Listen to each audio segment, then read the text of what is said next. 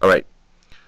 So, verse 18 of Romans 10 says this, "But I ask, did they not hear?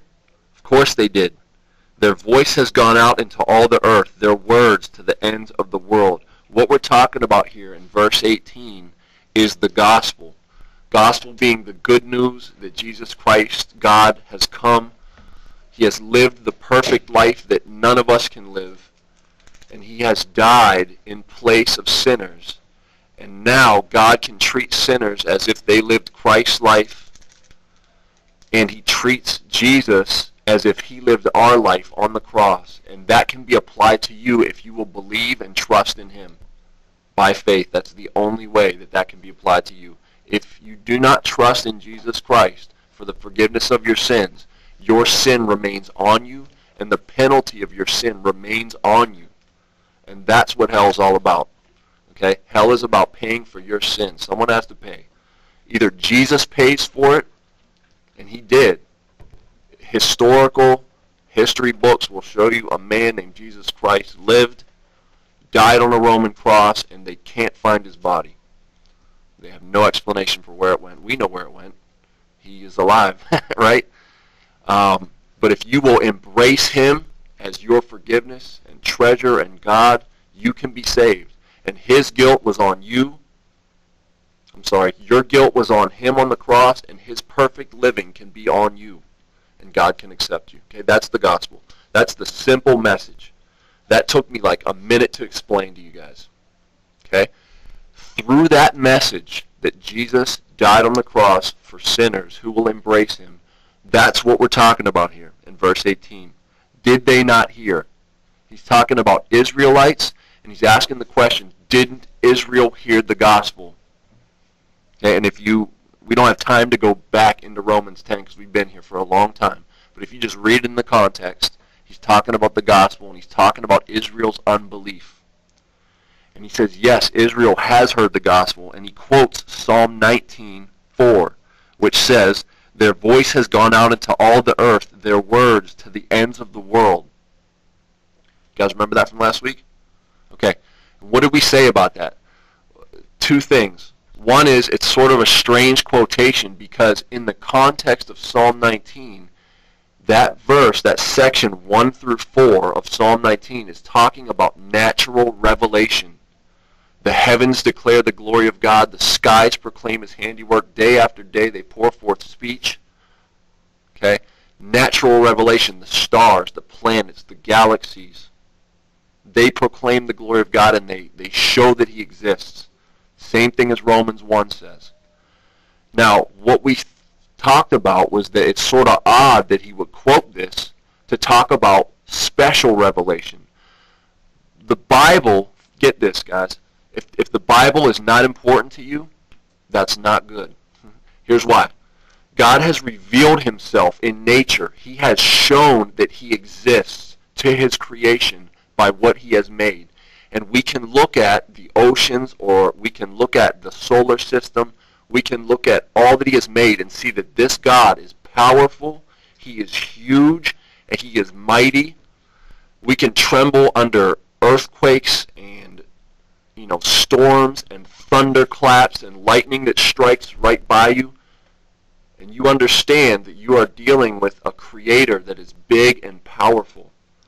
And that if you know anything about science and you look into a telescope, you can be blown away and realize that some God exists, and he is big and powerful and intelligent. That's natural revelation. Everybody gets that. That's why this verse is quoted. Their voice has gone out into all the earth, their words to all the world. Everybody sees it. Every language knows that God exists by what he has made. Special revelation is what is sitting in front of you. The Bible.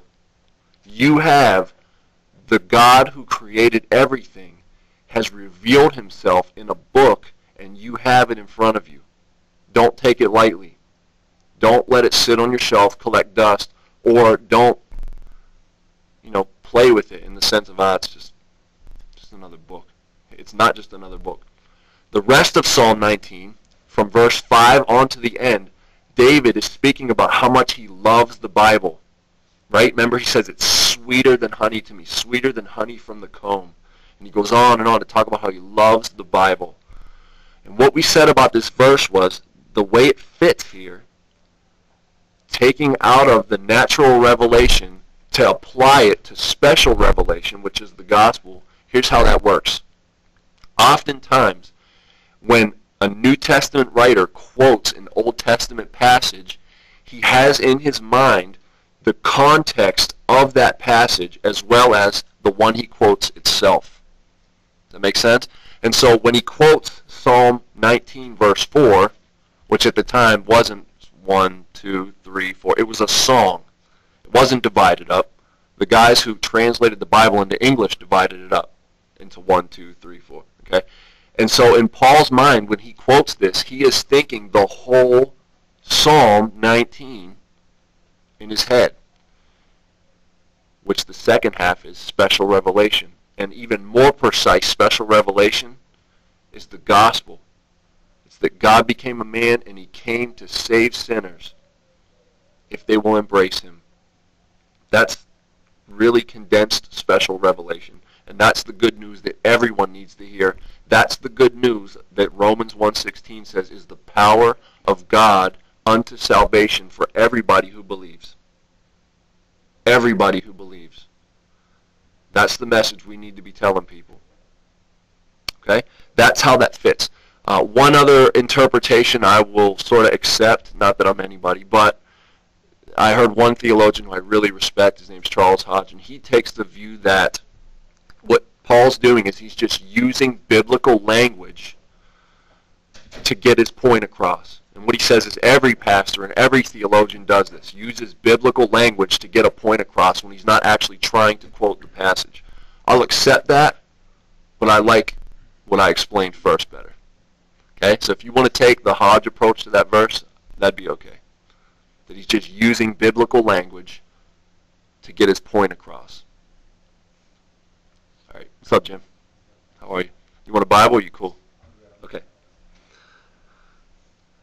So, did they not hear? Of course they did. Their voice has gone out into all the earth, their words to the ends of the world. Hey, how are you? Remember we talked about too last week that the gospel proclaimers, such as Paul and the apostles, in their minds, especially Paul, the gospel had gone out to the entire world at the time. You remember we looked at a couple verses last week, specifically Colossians 1, 21 to 23, and then Acts 17:6, which don't go there, but if you're taking notes, you can take those notes. And he says there that this gospel has been proclaimed to the entire world, or to every creature. And remember we said that most of those living who were under Jesus' teaching believed that Jesus was coming back in their lifetime. Does that ring a bell? And we know that because remember at the end of John chapter 21, remember Peter is talking to Jesus right after he gets reinstated on the beach there, and they're walking on the beach after they had breakfast. And he says to Peter, look, Peter, when you were young, you went where you wanted to go. But when you're old, they're going to take you, and they're going to stretch out your hands, and they're going to take you where you don't want to go. And then the text explains, by this means, he said what way Peter would die. Crucifixion. And we know that church history says that Peter was crucified upside down, and some historians say that he had to watch his wife get crucified first, okay, for the sake of the gospel. And then Peter turns around and says, what about him? And John was walking behind him. And then Jesus says this to Peter, what does it matter to you if he lives until I return? And then after that it says, and this rumor spread that this apostle would not die, but would live until Jesus returned. That was what people thought about John, was that John was going to live until Jesus came back. You remember Thessalonians? They thought Jesus had already come back, and that the day of the Lord was upon them, the judgment. And Paul had to write and show them, no, it hasn't happened yet. Okay? That was false teaching. Don't believe it. They thought, remember what Jesus said right before he ascended, stay in Jerusalem until you receive power, and then you will be my witness in Jerusalem, Samaria, and to the ends of the world.